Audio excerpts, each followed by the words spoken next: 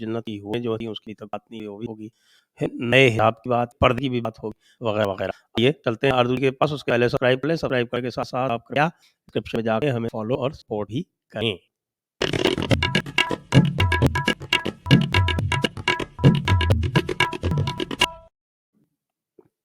नमस्ते आरजू जी, कैसी हैं आप? गुड इवनिंग टू यू नमस्ते and all your subscribers and followers.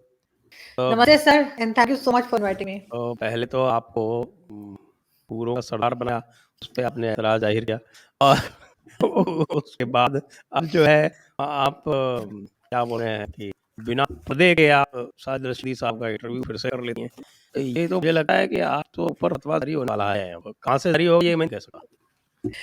बिल्कुल सर ऐसे ही लगता है, लेकिन इस बार तो मैं उनसे सवाल किए उसको कह लगे जी मुझे प्रूफ दीजिए, मुझे वीडियो दिखाई, जबकि मेरा ख्याल था कि मैं जिन लोगों के नाम ले रही हूँ या जिन मौलाना के नाम ले रही हूँ उनकी बातें तो इनको पता ही होंगी, बल्कि लोग सभी यही बात करते हैं सारी जिंदगी गुजारो और असल जिंदगी मरने के बाद है। ये तो बहुत बार हमने सुना, लेकिन मौलाना साहब कहने लगे कि नहीं, आप तैयारी नहीं, आप मुझे वीडियो दिखाएं। तो अब वीडियो करते करते तो आपने अगर वो वीडियो चेक किया है तो कई तरह की चीजें निकल आई थी, जिसमें कुछ बियों तक का जिक्र हो गया था। तो मौलाना साहब ने कहा कि जी फीमेल भी पढ़ी जाती है, तो मैंने कहा नहीं मैंने नहीं देखी। तो फिर मैंने कहा मौलाना साहब को कि वो आप आप सी तो वीडियो देखेंगे देखें। तो मौलाना साहब देखेंगे उस तरह की चीज। मेरे वो कसमें खिलाने शुरू हो गए सर, उन्हें हाँ पता नहीं देखता पूरे मैं। खानदान की कसम खिलाई कि आपने नहीं देखी, तो मैंने भाई मैं नहीं देखी, मैं सही बोल रही हूँ। लेकिन मसला सर ये है सर, मेन इशू ये था कि सवाल करने की इजाजत नहीं है। अगर हम सवाल करेंगे तो उनको वो जवाब दें अपने हिसाब से जो भी उनका पॉइंट ऑफ व्यू है, लेकिन वो कहते हैं कि जी सवाल मत कीजिए, सवाल करेंगे तो फिर नए नए तरीके के आपको पता है फतों के लिए नई चीजें ले आते हैं निकल कर। तबाह तो साहब ये तो साफ लिखा है, आप तो फितना फैल रही हैं। वही मानना सर काफी अपसेट है, कह रहे कि मुझे तो लग ही रहा कि आप किसी इस्लामिक कंट्री में बैठी हैं या आप मुसलमान हैं या कोई हिजाब भी नहीं लिया और आप बात कर रही हैं। तो मैंने कहा कि अब आज के जमाने में वो सारी चीजें हाँ मतलब फॉलो होती हैं। तो फिर हमारे यहाँ अगर कहा जाता है मुसलमानों के नामहरम से बात नहीं की जाती, जिसमें औरत और मर्द दोनों के लिए ही है, किसी बाप भाई और बेटा या शौहर उनसे बात हो सकती है, या फिर मर्दों के लिए बीवी बहन माँ और बेटी। तो मैं कहा मौलाना साहब आप तो मुझे 1 घंटे से बातें कर रहे हैं यहाँ पे बैठ के, और मैं तो नामहरम हूँ और रोज आप मैसेज भी कर रहे हैं, रोज एक साल से मैसेज हो जाए। तो मैंने कहा फिर ये किस किस्म की चीजें चल रही हैं। मौलाना साहब का वो जो गुरु वाला जो किस्सा था वो भी बड़ा जबरदस्त किस्म का था। और इस बार जो आपने दोबारा किया उसमें तो उन्होंने साफ साफ कह दिया कि औरत और मर्द बराबर नहीं है। आप उनको काउंटर कर रही है कि साहब कि अगर औरत को ही एक मिल सकता है तो आदमी को भी एक मिलनी चाहिए। ये तो मतलब आप ऐसी बात कर रही हैं कि जिसमें आप डायरेक्ट कॉन्फ्लिक्ट में आ रही हैं शरीयत के, क्योंकि हर मौलाना का एक वेपन होता है और वो होता है शरीयत। और खास तौर से यदि किसी मुस्लिम चाहे वो लेडी हो और चाहे वो आदमी हो, किसी के साथ जब वो करता है तो उसका वो मेन वेपन होता है, और उसका पूरा जोर इस बात पर होता है कि आपको एक गलत किस्म का मुसलमान साबित कर दे। ये कोशिश करते हैं मौलाना साहब, आप बराबर उनके सवाल आगे जाई थी। गड़बड़ तो है, मुझे लगता है कि मैं बेचता हूँ फतवा ड्रा करके। लेकिन सर मेरी कोशिश ये थी कि यहाँ पे जो तो इसको इल्यूजन ही कहूंगी कि ख्याली तसव्वुर जो इन्होंने कायम कर रखा है, चाहे वो हिंदुस्तान के मौलवी हों या पाकिस्तान के, और जिसकी वजह से हम बहुत बार देखते हैं कि मदरसों में जो छोटे बच्चे हैं उनके जहनों को किस तरह से ब्रेन वॉश किया जाता है, किस तरह से जिहाद सिखाया जाता है या दूसरे मजहब के लोगों को नफरत उन्हें मार देना सिखाया जाता है। मेरी कोशिश थोड़ी सी है मैं कर पाऊँ कि वो चीज खत्म हो और लोगों को समझ में आए कि ऐसा कुछ नहीं है, खुद भी जिए और दूसरों को भी जीने दें। इस तरह की जो फितने किस्म की चीजें सिखाई जाती है ना 72 रूहों वाली, वो आपने देखा होगा किस तरह के कई मदरसों में वीडियोस भी वायरल हैं सोशल मीडिया पे। हमें मौलाना साहब से हम तो कहेंगे वीडियो दिखाओ, तो वो भेजिए ना उनको डायरेक्ट। तो वो उन्होंने सबूत मांगे थे, उनको भेज दिए वीडियो। तो वो तलवारें के बच्चे जो हैं वो मतलब हमारे इस्लामाबाद तक लालच से के जो है वो वीडियोस मौजूद हैं, तो उसको वो साफ इनकार कर दिया उन्होंने और कहा नहीं ऐसा कुछ भी नहीं है। और इस बार थोड़ी तैयारी कह रहे थे मौलाना साहब, उनको पता था कि हर बार मौका जाना है। बार कह रहे हैं ना कि आपकी तैयारी नहीं है, मेरी तैयारी पूरी है, आपकी तैयारी नहीं है। और उसमें मुझे लगता है अगली बार आपको फतावा आलमगीर साथ में लेके बैठना चाहिए। और सर क्योंकि अगर इनकी किताब है, ये सारे के सारे हिंदुस्तानी यानी हिंदुस्तानी पाकिस्तानी मौलाना की मेन किताब है ये, और इसीलिए हमने सबको जानकारी देने के लिए उसकी हिंदी में ट्रांसलेशन शुरू किया, लेकिन उर्दू में तो वो मौजूद है। वो आप मंगा लिए, मैं आपको बता देता हूँ कहाँ से इन सवाल पूछने, उसके बाद आप पूछ ही रहिए आराम से, इनके पास कोई जवाब नहीं होगा। लेकिन ये भी ऐसा हमारे ये भी कहा जाता है कि आप जो है झूठ को पकड़ नहीं सकते, अगर झूठ बोलने पा जाए तो वो एक हाँ के हाँ बाद एक बात करते जाएंगे, वो इस बात से मर जाएंगे। कभी वो मजाकिया लेके मुझे बातें सुना रहे थे, कभी मुझे ये कह रहे कि मैंने पर्दा नहीं कर रखा, और कभी कुछ अपना जो है उनका ख्याल है कि नहीं वो सब चीजें इस्तेमाल कर सकते हैं काफिरों की बनाई हुई। लेकिन जो इवन मैंने मौलाना तारिक जलील की बात की थी, उनकी वीडियो भी है कि जिंदगी सादा होनी चाहिए, जबकि अपनी जिंदगी सादा नहीं है। तो उस पे भी उनको बहुत एतराज था, बल्कि मौलाना पे तो बहुत बढ़ जाते हैं, मुझे लगता है कि काफी दोस्ती है शायद उनकी, वो वो काफी दोनों नाराज के होते बंदे हैं। हैं वही नहीं है, जा एक एक ही मसला है। ये और तो सोचिए बहुत आप। सख्त नाराज होते थे उनके ऊपर तो। दूसरी बात आपकी, आप जो है वो उनसे आप राष्ट्र कबूल करवा रही हैं, तो ये कैसे बर्दाश्त होगा? नहीं, मैंने उनसे सवाल किया था कि अगर 57 इस्लामिक कंट्रीज हो सकती हैं, तो एक कंट्री ऐसी क्यों नहीं हो सकती जिसको कहा जाए ये हिंदू कंट्री है या हिंदू राष्ट्र है। तो उसपे वो काफी नाराज थे। लाउड स्पीकर भी गुस्सा हो गए, मैंने लाउड स्पीकर निकलवा दीजिए। और सोनू हम्म निगम की वीडियो मैंने देखी, तो वो वीडियो वो मांगने लगे कि कहाँ है। तो उनकी वीडियो मैंने देखी थी, सोनू निगम कह रहे उनकी आंख खुल जाती है, मस्जिद के पास रहती नहीं। तो उस पे वो बढ़ गए। इस बार काफी और नाराज थे। अज़ान तो आजकल वैसे तो मेरे ख्याल से कई कंट्री ने तो कर दिया है कि भी अज़ान जो है वो आप अपने मोबाइल में सुन सकते हैं, इसलिए पूरी दुनिया में जाने की क्या ज़रूरत है। बिल्कुल। हिंदुस्तान में तो बिल्कुल जिसको कहते हैं कि डंके की चोट पे ये यहाँ पर जो हमारा नॉइज़ कंट्रोल एक्ट है, नॉइज़ पॉल्यूशन कानून बना हुआ है, उसको डंके की चोट पे ये उसका वायलेशन करते हैं और एक तरह से चैलेंज करते हैं लॉ को, कंट्री की अथॉरिटी को। इसीलिए हम इनसे कहते हैं कई बार, हमारे लोग भी जो है ना वो पता नहीं क्यों इनको लॉन्ग रोप देते रहते हैं, कि इनकी इस हरकतों से खाली कोई ऐसा नहीं है कि कोई हिंदू ही परेशान होते हो, उस मस्जिद के आसपास जो मुसलमान है वो भी परेशान होते हैं। तो आजकल सर क्या है ना, यहाँ रात की नींद जो है उसको नहीं हराम करनी है, सवेरे 4 बजे या चालू हो पूरे वॉल्यूम पे। और जबकि अब तो अलार्म्स आ गए हैं, अब तो अज़ान आपकी मोबाइल पे बज सकती है और कहीं कोई किसी तरह की दिक्कत नहीं है। लेकिन फिर भी जो करना है क्यों? क्योंकि इन्होंने लिख रखा है और ये मौलाना बोलते हैं कि 9.123 ये निकाल लीजिएगा आप कुरान का, ये कुरान है अत-तौबा, सूरत तौबा के 123, और उसमें ये लिखा हुआ है कि आपके आस-पास रहने के काफिरों से आप करे रहो, बिल्कुल कई से पेश हो, बी हार्श। तो ये इनका हार्श होने का तरीका है। और मौलाना तो वैसे ही, जो मौलाना तो 3 वो हैं आपके, क्या बोलते हैं, हुक्म हैं। वो हुक्म है कि भाई कि अल्लाह के जो अहकाम हैं और अल्लाह के जो राइट्स हैं, उसको जो भी वायलेट करे, उसका जो भी खिलाफ करे, तो उसे इसको जिद करना। और वो काम ऐसे हैं जो मैं हूँ, तो मैं उनको नहीं मान सकता कि कहते कि सबके अल्लाह के साथ में आप किसी को शरीक नहीं करोगे, आप अल्लाह से डरोगे, आप अल्लाह के गुलाम रहोगे। तो भाई मौलाना तेरे को रहना रहे, सब क्यों तंग करता है? तब कहता है साहब ये वो मैं वो 123 लागू कर रहा है। उनसे पूछ लेना वो धारा 9.123 है वो क्या है, उस बारे में बताएँ। आप तो कहते हैं कि साहब कि नहीं हम तो बहुत सुकून से रहते हैं भारत में। सुना था, मैं पूरा सुना मैंने। सर इसी तरीके से मैं आपको बताऊं, इस्लामाबाद में जहाँ मैं रहती हूँ, तो इस्लामाबाद में जो मस्जिद के करीब घर होते हैं वो मतलब बेचने में भी अगर कोई चाय सेल करना तो कम पैसे मिलते हैं, और अगर रेंट पे लेना चाहे तो उसका रेंट भी बहुत कम होता है, सिर्फ इसी वजह से कि वो मस्जिद के पास होता है और लाउड स्पीकर पूरे टाइम कुछ कुछ चलता रहता है। तो जब यहाँ पर जो इस्लामिक कंट्री, यहाँ लोग इतने तंग होते हैं, यहाँ पे भी हम इतने लाउड स्पीकर नहीं होना चाहिए। तो फिर अगर कह दिया किसी ने तो उसे मुझे नहीं पता इतने नाराज क्यों हो रहे थे। ये बात एक बात हो गई। बाकी आपके जो नई-नई चीज़ें जो है मदीने में हो रही हैं, उस बारे में कुछ बताएँ? मैंने सुना कुछ जो नया मदीना था उसके बारे में खान साहब ये कहा कि साहब ये तो बड़ा मुश्किल हो गया है इसको चलाना। और दूसरे जो है उनके जो दोस्त हैं तालिबान वाले, वो नाराज़ हैं ही, हम पिछली बार भी बात कर चुके हैं। तो उसका लेटेस्ट अपडेट बताएँ, उसके बाद फिर और जो दूसरी उनकी बातें हो गई। नहीं सर, बिल्कुल कि अभी एक हमारी जो है नेशनल सिक्योरिटी पॉलिसी जो है उस पे साइन किए हैं इमरान खान साहब ने, प्राइम मिनिस्टर ने, और उसमें यही है कि पॉपुलेशन पर भी काम होगा, इकोनॉमी पे भी काम होगा, और जो नेबरिंग कंट्रीज हैं उनके साथ हम अच्छे होंगे। भारत के साथ तकरीबन 100 साल हमारा ना लड़ने का इरादा है। और तो फिर ये कि चले लश्कर तैयबा और बाकी जो है वो लड़ेंगे। तो ये नहीं, अब ये इनकी ऊपर है कि ये उनको कैसे रोके, लेकिन इन्होंने जो पॉलिसी में लिखा है वो मैं बता रही हूँ कि वो कह रहे हैं कि 100 साल ज्यादा हो गए और ये 5-10 साल भी इस चीज को कट जाते हैं तो बहुत बड़ी अचीवमेंट होगी। और उसमें कई लोग यही कह रहे हैं कि क्योंकि इकोनॉमी इतनी कमजोर हो गई है कि पैसा ही नहीं है, लड़ेंगे कैसे। और अगर अब इनको कब से हम लोग या मेरे जैसे कई लोग जो हैं वो बात कर रहे थे कि इकोनॉमी पे काम कर लें, और अब इनको ख्याल आया जब हर कोई पीछे हट गया, चाइना भी और सऊदी अरब भी और यूएस भी, यानी IMF के पास जो ये गए हैं तो बहुत सख्त किस्म की शर्तें लगाई हैं, बहुत ज्यादा टैक्सेस हैं और कई तरह के दूसरे बातें उन्होंने की। अब जाहिर है अब पहले अपनी गर्दन बचानी है, उसके बाद ही कुछ सोचे। लेकिन ये भी कहा है प्राइम मिनिस्टर ने कि जब तक मोदी की गवर्नमेंट है बात होनी मुश्किल है, तब इसे पीस प्रोसेस है, और उनके बाद गवर्नमेंट आएगी उससे बात करेंगे। तो दीजिए फोन भी नहीं बात होगी भी कैसे। तो इसलिए मुझे लगता है कि दूसरा प्राइम मिनिस्टर आ जाए, एटलीस्ट फोन तो उठा ले, तो उसके बाद शायद वो बात करेंगे और फिर इस पे काम करेंगे। लेकिन देखते हैं इसको लेके कैसे चलते, क्योंकि ऑब्वियसली ये जो चीज आई है ये हमारी साजिश में नहीं होगी। गवर्नमेंट तो इतनी पावरफुल नहीं है कि वो डिसीजन ले। अगर ये दिया है तो फौज ने दिया होगा, और अगर फौज चाहिए कि फिलहाल हम किसी भी बॉर्डर पे ना इस तरह का टेंशन हो, तो और सिर्फ मुल्क के अंदर की चीज को ठीक किया जाए किसी बहाने से ही सही। लेकिन कम से कम इनको ख्याल तो आया, जो हम लोग कब से 2 साल से कब से बार बार यूट्यूब पे भी आते जा रहे हैं कि जी आप ये इस तरह की हरकतें ना करें और इकोनॉमी को देखें और पॉपुलेशन को कंट्रोल करें। वो अब इनको अगर ये ख्याल आया है तो फिर ठीक ही होगा और होना चाहिए, कोशिश कम से कम करनी चाहिए। लेकिन मुझे नहीं पता बात यकीन करेगा या नहीं करेगा, क्योंकि हमारे इतने दोस्त हैं भारत, वो जो वीडियोस डाले उससे यही लग रहा है उनको भरोसा नहीं है। वो कह रहे हैं पहले भी किया था ये, फिर कुछ कर दे रहे हैं।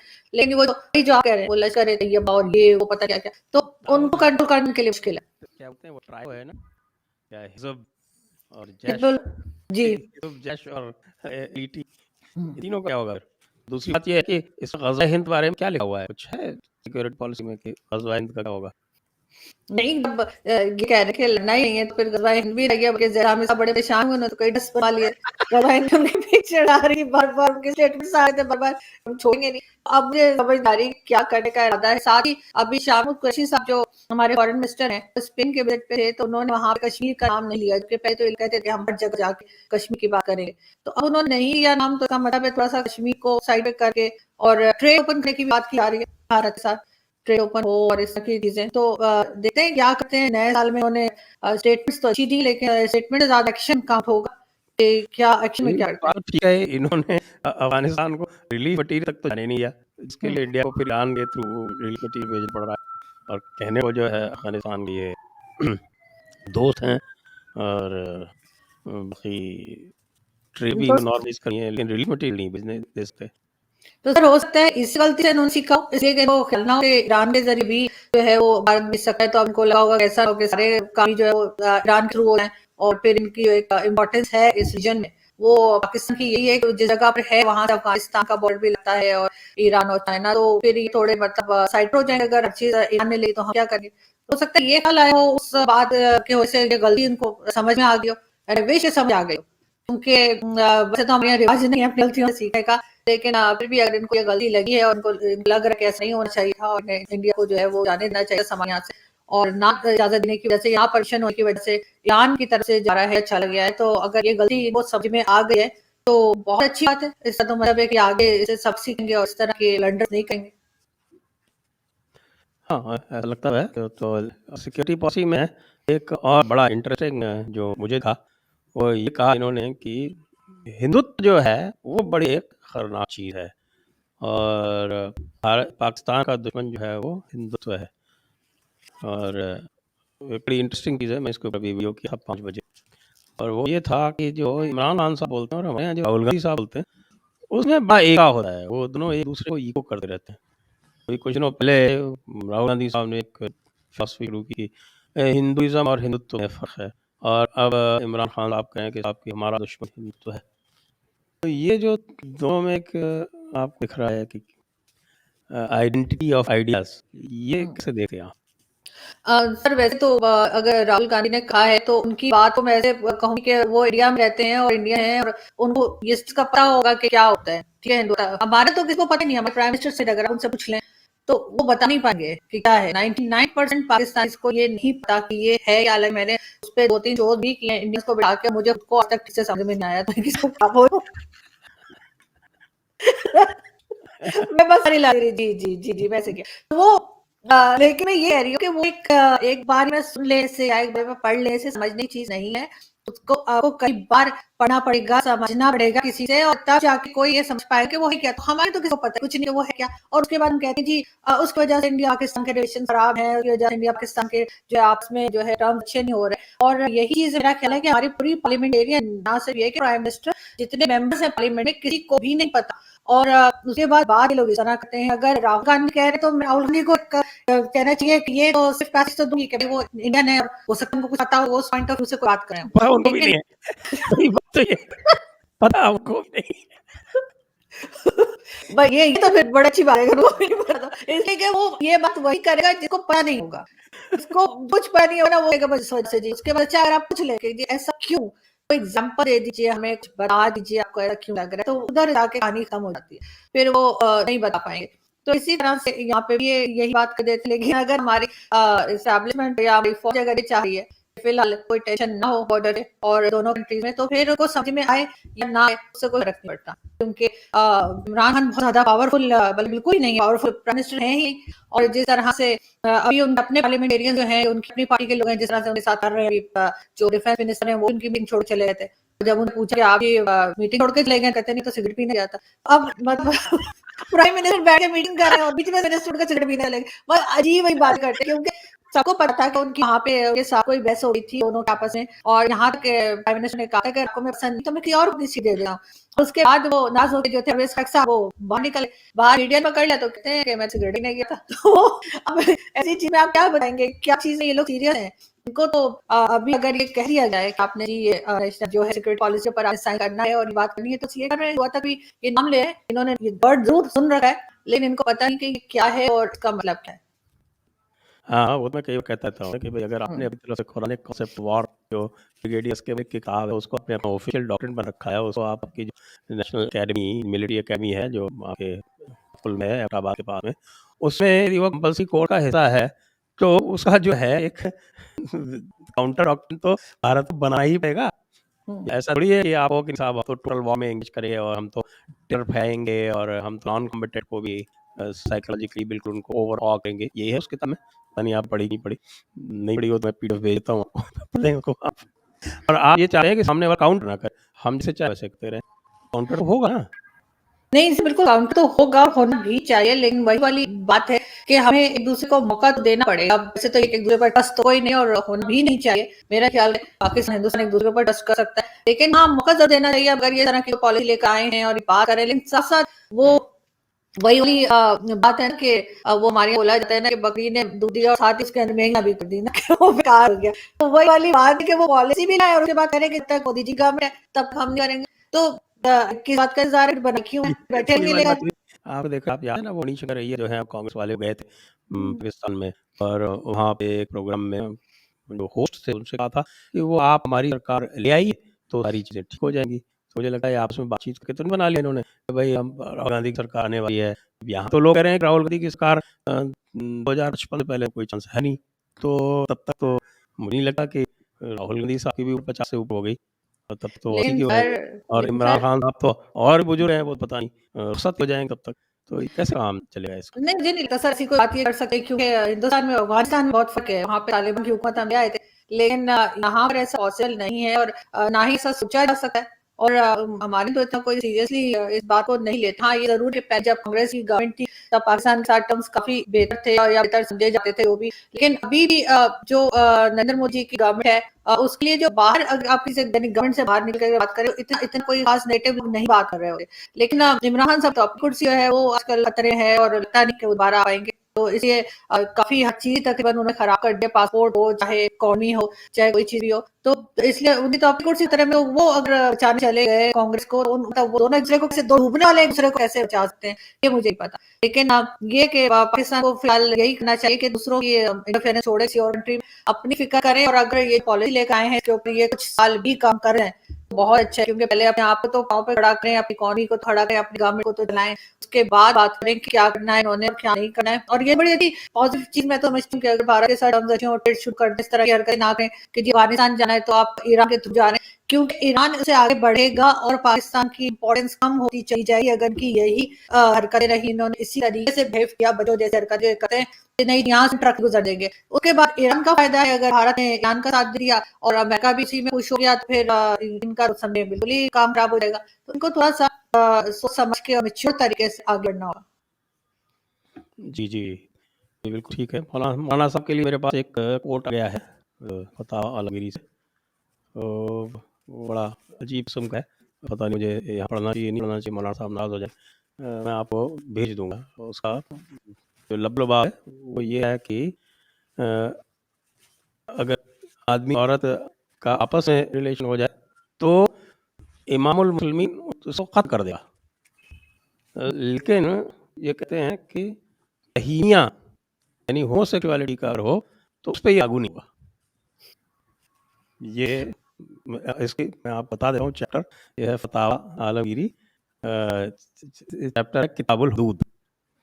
तो उससे आप पूछ सकती हैं टेक्स्ट करके कि साहब ये बताएँ ये इसका क्या खुलासा करते बनी इनके इस तरह की बहुत सारी चीजें ये अपने तौर पे निकालते रहते हैं और कुछ ही कहते रहते हैं। हमारे यहाँ के भी मौलाना के ये हो सकता है और ये हो सकता है, लेकिन जो मेन बात ही जो मेन इश्यूज थे वो बात मैंने कोशिश की कि मैं उनसे बात करूं और मैं उनसे पूछूं। मैं उनको कहा भी, जब मुझे बड़ा सा गुस्सा कर रहे थे, मैंने कहा भी कि आप किसी जगह ये नहीं कहा कि आप गलत कह रहे हैं, सिर्फ आपका ओपिनियन ले रही कि आप क्या बात कर रहे हैं। लेकिन फिर भी जो है वो काफी अपसेट रहे और कह रहे थे अगर मुझे पता होता कि आप ये मौलानाओं के खिलाफ ये शो कर रही हैं तो मैं तो आती नहीं। तो वो इसे यहाँ पे सवाल करने देना चाहिए इनको, और मुझे लगता है कि क्यों उनको आदत नहीं है सवाल सुनने की। जी। अ, एक चीज़ और इसमें जो है वो देखने वाली बात है कि ये जो इन्होंने सिक्योरिटी पॉलिसी लाई है जिसमें कहते हैं कि साहब 100 साल तक लड़ाई नहीं करेंगे या इस तरह की बातें, ऐसा नहीं कि आईएमएफ ने इनको डिक्टेट किया हो, क्योंकि अभी ये जो मिनी बजट आया है उसको लेके भी बहुत सारी दिक्कतें हैं पाकिस्तान में। जोर शोर से मैं सुन रहा हूँ आजकल पाकिस्तान यूट्यूब चैनल और टीवी चैनल जो हैं वो के ऊपर बहुत कस के हल्ला मचाए हुए हैं, बिल्कुल आउटेज जैसा हो रहा है वहाँ पे। और आईएमएफ जो है वो एक तरह से इनको गाइड कराए कि पॉलिसी डिक्टेट कर रहा है। तो ऐसा तो नहीं कि आईएमएफ ने शर्त रखी हो कि आज तरह की पॉलिसी लाएंगे, अलग बात है कि पॉलिसी टिकेंगे या नहीं टिकेंगे। सर पॉसिबल है, क्योंकि आईएमएफ के साथ जो इनकी डील चल रही है तो काफी, मैंने से कहा कि स्ट्रिक्ट किस्म के इनके ऊपर बातें उन्हें कही है जो फॉलो करनी पड़ेंगी। तो बहुत पॉसिबल है कि वहां से कोई इस तरह का ऑर्डर आया हो कि आप अपने जो बॉर्डर है उसके ऊपर टेंशन कम कीजिए और अपने जो ट्रेड हो, क्योंकि जाहिर उनको अपना पैसा वापस चाहिए। उन्होंने पैसा दिया है तो उन्हें इसलिए दिया है कि हम वापस भी करेंगे, और वापस तभी होगा जब हमारे यहाँ फैक्ट्रीज चलेंगी, हमारी कोई ट्रेड होगी, हम दूसरे मुल्कों के साथ कोई बिजनेस करेंगे। ऐसे बैठे बैठे तो हमारे पास ऐसे ही दरख्त तो लगे नहीं है हम निकाल के और हम आईएमएफ को देंगे कि लो जी वापस। तो आईएमएफ ने लोन दे तो दिया है, लेकिन अब जाहिर है उसको वापस करने के रास्ते भी वही दिखा रहा है कि जी आप जो है वो इंडिया हो या दूसरी कंट्री उनके साथ ट्रेड कीजिए, अपनी फैक्ट्री को चलाइए, ये लड़ाई झगड़े बंद कीजिए, कानून पे काम कीजिए। इस सारी शर्तों के साथ इन्हें जो है वो ये लोन मिला है, और जाहिर उसकी किस्त भी इन्हें वापस करनी है, और उससे पहले उनको ये सब कुछ करना होगा। ये सारी चीजें जो है इनको साथ ले चली होंगी, लेकिन वो लोग जिनकी दुकानें चलती हैं कि कश्मीर करने से या इंडिया और पाकिस्तान के बीच में टेंशन करने से वो जरूर कुछ परेशान होंगे। वो क्या करें जो उन्होंने इतने सारे जिहादी तैयार किए हुए हैं, और उनका काम क्या होगा, वो तो जॉबलेस हो जाएंगे चाहे कुछ टाइम के लिए सही, लेकिन वो तो घर बैठ जाएंगे और इनको ये घर ढाना ही होगा। इनके पास कोई दूसरा रास्ता नहीं है। इकोनॉमी जो हालत है माइनस में जा चुके हैं, ऐसा नहीं इकोनॉमी कहाँ हो गई है, मतलब है ही नहीं। तो अब ये माइनस चले, ये होश है बहुत पहले लेना चाहिए था। विश अगर आईएमएफ ने कहा तो बहुत पहले कह देते, तो शायद ये सब कुछ जो बीच में गड़बड़ चली वो ना होती। लेकिन बहुत देर से उन्होंने कहा है कि ना उनके पास कोई दूसरा रास्ता नहीं है सिवाय इसके कि ये सब जितने भी ऑर्डर लगते हैं उनके साथ ये आराम से रहें और अपना ये ट्रेड ओपन करें, अपनी फैक्ट्री को चलाएं, अपनी कोई ऐसी चीज बनाएं जिसको दुनिया को कोई जरूरत हो, हम यहाँ से जो एक्सपोर्ट करें, और तब जाके ये आईएमएफ और दूसरी कंट्रीज के ऐसे वापस कर सकें। क्योंकि अब तो सऊदी अरब भी वापस मांगता है, चाइना भी कह रहा है वापस करो, और जरा तो कह ही रहा। तो इनके पास कोई दूसरा रास्ता नहीं बचा, चाहे इमरान खान की गवर्नमेंट हो या किसी की, जो भी आएगा नेक्स्ट इलेक्शन में उसको ये सब फॉलो करना ही पड़ेगा। उन्होंने 100 साल ज्यादा लिख दिए, 100 साल शायद ना कर पाए, कि अगर ये कुछ साल भी कर जाते हैं तो बहुत बड़ा अचीवमेंट होगा और बड़ा इनका एहसान होगा मुल्क के ऊपर। क्योंकि थोड़ा सा इन्हें मुल्क को भी देना चाहिए जहाँ से ये गरबा खाते हैं, करप्शन करते हैं, मनी लॉन्ड्रिंग करते हैं, पता नहीं क्या कुछ करते हैं। तो अगर कुछ टाइम ये उस कंट्री को भी दे दें जहाँ के प्राइम मिनिस्टर और मिनिस्टर और सेनेटर्स उनके बैठे होते हैं, तो शायद कुछ इनका भला हो जाए। लेकिन इनको ये जरूर है कि ये आराम से कोई बात समझते नहीं है। इनका ये हमारे यहाँ कहते हैं कि लातों के भूत है, लातों से नहीं मानते। ये तो वही बात है कि जब तक आईएमएफ इनको ये किसी ने इनको धमकी दी या बताया नहीं कैसा कर, नहीं तो ठीक नहीं होगा, जब तक इन्होंने जो है वो इस तरफ नहीं आए। हम लोग खुद बड़े सरप्राइज होते हैं कि किस किस्म का 100 साल की बात कर रहे हैं, लेकिन ये बिल्कुल ख्याल है ठीक है कि को वहां से इंस्ट्रक्शंस आई आईएमएफ से। तो फिर इसके अंदर की कितनी बड़ी पॉलिसी है, क्योंकि मैं भी पढ़ी नहीं है इसलिए मैं पूछ रहा हूँ कितनी बड़ी पॉलिसी है? क्या इसमें डिफेंस एक्सपेंडिचर के बारे में कुछ लिखा गया है, या इसमें कुछ आपके पाकिस्तान का जो एटॉमिक डॉक्ट्रिन है उसके बारे में कुछ है, या इसमें जो ड्रंट लाइन है उसके बारे में कुछ कहा गया है, कश्मीर के बारे में कुछ कहा गया है क्या? या फिर जो इंटरनल रिबेलियन है, जो चाहे टीटीपी हो या बलोच हो या पख्तून हो, उनके बारे में कुछ है क्या इसमें? सर ये इन्होंने 4 पूरी पॉइंट्स में एक साथ पूछ लिए। नहीं सर, असल इन्होंने जो पूरी पॉलिसी है ना वो उन्होंने पब्लिक नहीं की थी, वो पब्लिक इनकी आज ही हुई है। तो कल तक सिर्फ और आगे साइन होंगे ये होंगे, लेकिन उसके जो मेन पॉइंट्स थे जिन्होंने बताए थोड़े बहुत मीडिया को, उसमें यही था कि ये इकोनॉमी के ऊपर काम करेंगे, बॉर्डर्स जितने हैं डिफरेंट कंट्रीज के साथ आ रहे वहां पे ये पीसफुली रहेंगे, वहां से ट्रेड शुरू करेंगे, चाहे वो भारत हो या कोई भी दूसरी कंट्री, वहां से ट्रेड शुरू करेंगे, पॉपुलेशन पे कंट्रोल करेंगे। और इसी किस्म की बातें कश्मीर के इशू के ऊपर इन्होंने कहा कि हम जो है हर जगह पे कश्मीर कश्मीर नहीं करें, कश्मीर का इशू अपनी जगह पर है लेकिन ये उसको हाईलाइट नहीं करेंगे। ये जाते थे ना, ये यूनाइटेड नेशन गए या कहीं गए, वहां पे बात कुछ और हो रही है तो ये वहां कश्मीर कश्मीर के आगे, तो ये किस किस्म की बातें नहीं करेंगे। तो जाहिर है फिर इसमें भारत को एक पॉजिटिव ये कहना चाहिए, कहना का एडवांटेज ये है कि क्योंकि आप लोग के भी अमेरिका से और IMF से सबसे अच्छे टर्म है, तो फिर हो सकता है कि किसी किस्म की बात भारत भी कर सकता है। अगर मतलब वो करना चाहे तो कश्मीर के हवाले से किसी तरीके से गिलगित-बाल्टिस्तान की या कोई बात, क्योंकि उस बात को सिर्फ पाकिस्तान हाईलाइट नहीं करेगा, वो अपना जो उनका एक कहना चाहिए स्टैंड है उससे पीछे नहीं हट रहा है, लेकिन करेंगे कि हम उसको हाईलाइट नहीं करेंगे। लेकिन भारत कर सकता है कि ठीक है आइए बैठते हैं और इसको जो है इसका हल निकालते हैं।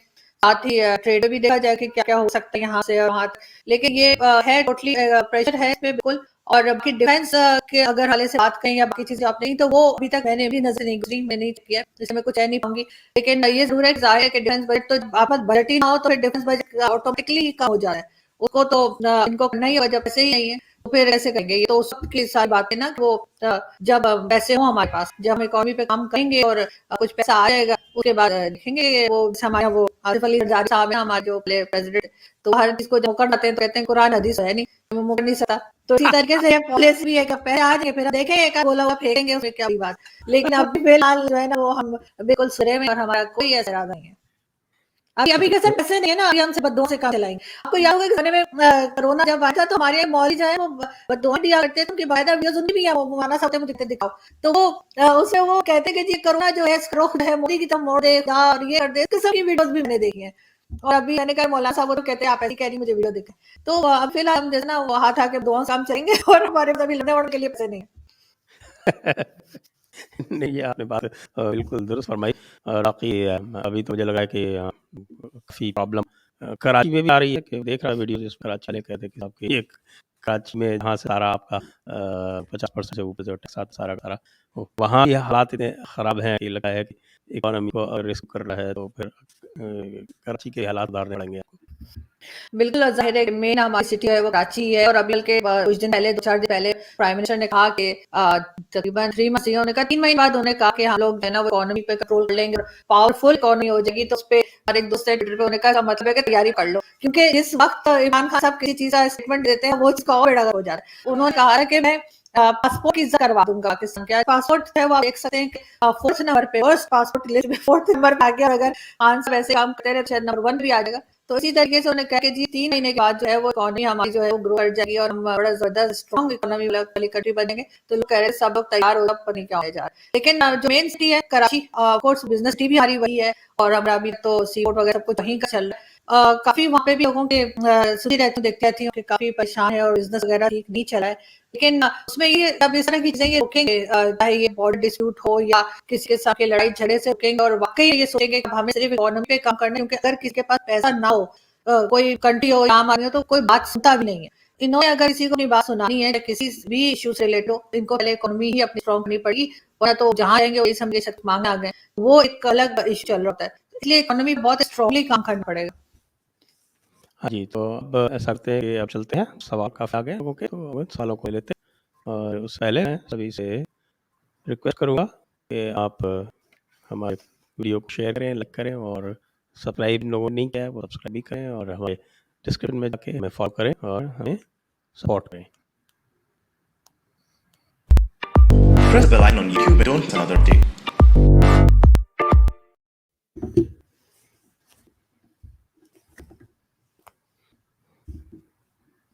नीच हाय, हुरों की सरदारनी को चिपकाना है, यहाँ कुछ ने आपको काफिर घोषित कर दिया है। आपसे निवेदन है कृपया हमारे जैसे काफिरों के लिए 1-2 हूर उपलब्ध कराने की सोचें।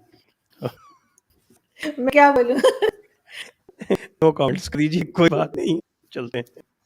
No comment. अभी उन्होंने नया वाला वीडियो देखा नहीं लगता।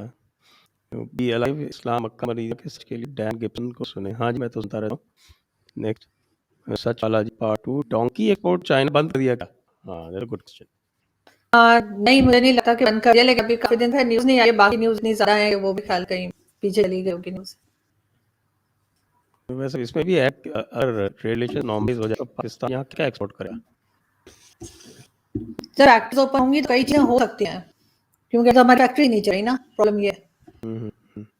Okay, so why they live 100 years? Why don't they say that they won't fight at all? They try to just buy time. ये तो आप मौलाना से पूछिए, उनके यहाँ से तो जिहाद लाजिम है सबके ऊपर, जिहाद नहीं करेगा वो उसको फिर लानते ही भेजेंगे। ये तो लिखा हुआ है, हिदायत में लिखा हुआ है, फतवा आलमगीरी लिखा हुआ है, और मौलाना हमको थोड़ी छोड़ देगा। लेकिन सर आगे अगर लोग बढ़ेंगे और अब 2022 हो गया, अगर लोगों को समझ में आया कि आगे थोड़ी बहुत, तो शायद ये जरूर है। और एक किताब लिखी ना कि आपके हुसैन हक्कानी ने, पाकिस्तान बिटवीन मॉस्क एबिलिटी। जब तक मॉस्क और मिलिट्री का रोल है और दे फॉर्म एस्टैब्लिशमेंट, तब तक तो ये बातें जो हैं ये कैसे हो पाएंगी, इसके ऊपर हमेशा एक शक का सवाल जो है बना रहेगा। एक बुक और है ना सर, वेटिंग फॉर अल्लाह, वो मतलब खुद को काम नहीं करना। चलिए next. Mitadul Mukherjee ordered to fight war but needs money. Pak knows they have none. They're confident they won't have any for next 100 years. That's why they are acting like saints. नहीं, they are not acting like saints, लेकिन फिर भी जैसे मैंने कहा कि अभी जाहिर है कुछ कर है, अकल आई है और कुछ समझ में आया है, लड़ाई झगड़े से कुछ मिलने वाला नहीं है। इन्होंने जो है वो कंट्रोल करना है, एलओसी की तरफ से या किसी साइड से भी कश्मीर में जो जाते हैं उनको रोकना होगा, और साथ साथ जो है अपने टर्म्स बेहतर करने होंगे, जब भी इकोनॉमी इनकी ग्रो कर पाएगी, वरना तो पूरे टाइम यही चलता रहता है। Next. Yogeshwar Wish thanks Sanjay ji for fatwa lagri how Pakistani Shias react to Iran offering help to Afghans. Was Pakistan army or handsome Prime Minister for denying aid to Afghanistan? नहीं sir देखिए, शिया सुन्नी की बात नहीं, अब तो America ये कोशिश कर रहा है और कहेगा कि सऊदी अरब और ईरान के टर्म्स भी बेहतर हो जाएं, वो शिया सुन्नी वाला फैक्टर हटे, और ताकि थोड़ा सा माहौल जो है ना वो सही हो, क्योंकि सऊदिया और ईरान दोनों ही उसके काम के हैं, तो इसलिए मुझे नहीं लगा कि अब इस तरह का कोई सामने आएगी। Next. 72 virgin goats. Will peace with India facilitate mineral exploitation of Balochistan and Afghanistan by Pakistan and China? Sir Afghanistan और चाइना और सबको मिक्स करना तो मुझे ठीक नहीं लगता, लेकिन बट स्टिल आई थिंक कि अभी बहुत ज्यादा प्रेशर, अंडर प्रेशर पाकिस्तान इस वक्त, और अभी तो आपने सुना होगा काफी टाइम से हमने अफगानिस्तान का नाम भी नहीं लिया है, भले चाइना का भी ले रहा, आजकल चाइना भी कुछ कर नहीं रहा, पैक वगैरह जो थे वो सब पैक ही हो गए लगता है, तो वो जब तक कुछ चीजें बेहतर नहीं होंगी, और उसमें सबसे पहली प्रायोरिटी यही है कि इंडिया के साथ वो रिलेशनशिप करने होंगे। हाँ जी बिल्कुल सही है। Next. Arju, how did Pakistani people react after Maulana Rashidi interview Ravi Saurabh? 50-50 कहती हूँ, कुछ के तो अच्छा कमेंट आए थे, लेकिन कुछ लोगों ने जो है वो ट्विटर और फेसबुक पे काफी इस किस्म के अजीब से कमेंट्स ही किए हैं और बुरा भला भी लिखा है, तो थोड़ा सा मेरी फैमिली भी थोड़ा सा परेशान थी, थोड़ा याद करो इसलिए कि यहाँ पे तो इस तरह के लोग हैं जो जुनूनी कहते हैं कि एक्सट्रीमिस्ट मौजूद, तो इसलिए बहुत लोगों जो है वो जो नेगेटिव कमेंट्स भी आए बहुत ज्यादा, स्पेशली पाकिस्तान से। पाकिस्तान एक क्लासिक कह रहे हैं मैडम, हमारे सिद्धू के लिए कितनी हूर रिजर्व है? वो पहले तो उनको इस्लाम के दायरे में आना पड़ेगा, क्योंकि मौलाना साहब कह रहे छत में ही जा सके तो हूरें तो वहीं बैठी रजा कर रहे, तो मुश्किल है उनको। अब ये हूर वाला कांसेप्ट थोड़ा सा मुझे कंफ्यूज करता है, क्योंकि तारिक साहब तो ये कहते हैं, तारिक जमील साहब, ये हूरें जो हैं उनकी लंबाई 130 फीट होगी, ये नहीं बताते कि बाकी जो है यहाँ से जाएंगे उनकी लंबाई इतनी होगी, तो ये सारा बड़ा कंफ्यूजिंग मामला है। बहुत ज्यादा सर, हर एक अपनी अपनी कहानी के बैठा हो रहा है। नेक्स्ट। मिताद्र मुखर्जी, आरजू जी, आप जिस बेबाकी से पाक एस्टैब्लिशमेंट को क्रिटिसाइज करती हैं, ऐसे जस्ट इंडिया का वीजा लगा लीजिए, क्या पता कब जरूरत पड़ जाए। हम टर्म्स अच्छे कर रहे हैं तो हो सकता है अगवा लूंगा।